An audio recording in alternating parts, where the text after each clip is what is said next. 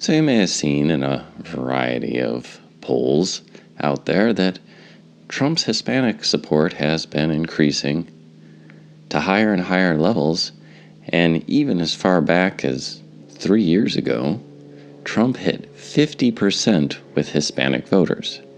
From the Epoch Times, a slew of polls conducted this year found that President Donald Trump's approval rating among Hispanic voters has reached or approached 50%, a positive indication for the commander-in-chief. Of course, we know what happened now in 2020, but nevertheless, the great plan to turn the Hispanic voter into the next black community seems to have hit a couple of snags. And of course, a great deal of this had to do with the fact that the poverty rate among Hispanics in the United States fell to a historic low of 18.3% in 2017, according to the U.S. Census Bureau, the lowest rate recorded since the agency first started tracking the data in 1972. Gee, I wonder how it's doing today. You know, when they say a rising tide lifts all boats, well, a rising tide lifts all boats. But according to CNN, of all places, it's not just economic issues that are driving Hispanics to the GOP. Angel Figueroa, a Democrat and former city councilor in Pennsylvania who recently supported a Republican campaign, told the Wall Street Journal, "By our culture, we overwhelmingly are Catholic. Overwhelmingly, we are pro-life.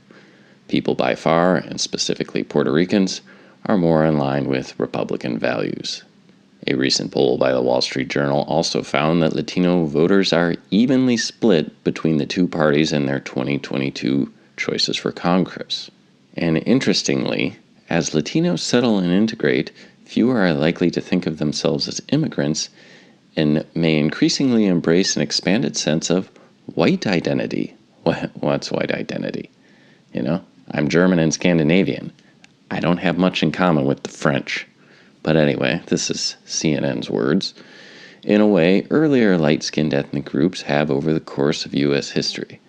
Already 60% of U.S.-born Latinos self-identify as white Hispanics, according to the U.S. Census. Well, I guess they don't see themselves as Latinx.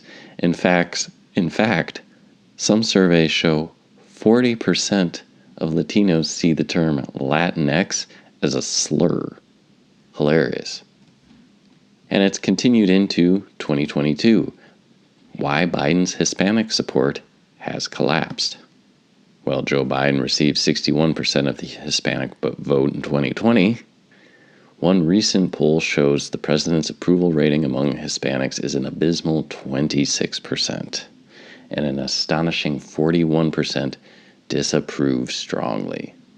And while crime and the economy played a factor, it turns out a lot of Hispanics aren't a big fan of illegal immigration. In fact, they wanted to live in America. That's why they left where they were from to come here. And, well, ask the Native Americans about mass unregulated immigration and see if that changed the culture of America at all. But furthermore, in general, they're not a fan of socialism either. Why? Well, because they've seen it firsthand. The author of this New York Post article, Adam Rodriguez, writes, "My parents were both born in Cuba, but after the communists took over, the family fled to the United States to give us a better life. They had no money, no job, no English, and little to no education, but they had a strong work ethic driven by an even stronger sense of individual responsibility." Not really coming together right now over me, are you there, Adam? "These virtues drove my immigrant family's American story.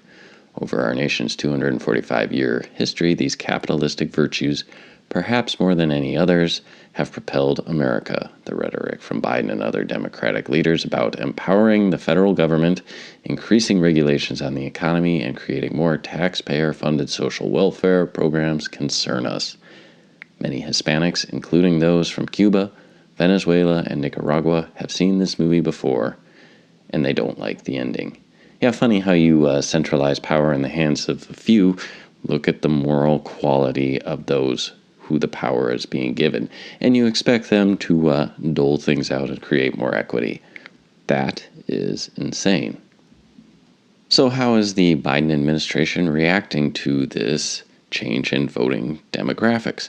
In fact, it kind of shows a greater diversity of thought, right? Like, diversity is our strength. We not only have liberal Hispanics, now we have very conservative Hispanics. It's like, wow, now we're going to really have a good discussion and come to solid, sound policy, right? Per the Epic Times, Biden admitted to complete more of Trump's border wall project, closing 4 gaps. The Biden administration, who spent millions last year to halt the wall construction, is now set to close 4 wide gaps in the U.S.-Mexico border wall in an area of southern Arizona near Yuma to address operational impacts and immediate life and safety risks. Yeah, I'm sure that's it.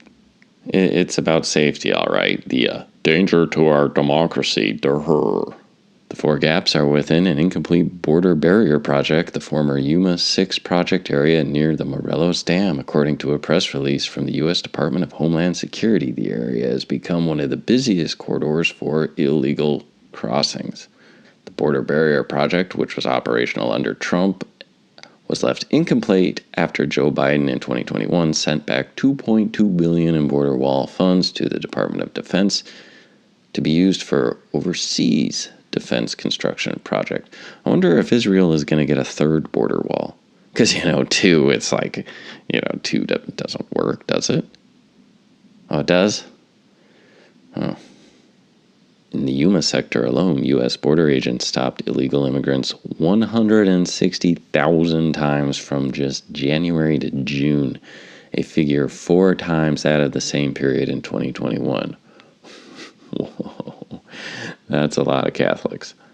Oh man, and Catholics have a lot of babies. Quick, roll out the trans rhetoric. We need to cut some wieners off. Translate those groomer books into Spanish.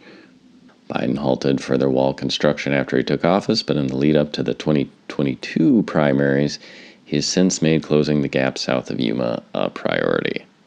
So that's how they respond to diversity of thought. Fall in line or we'll cancel you.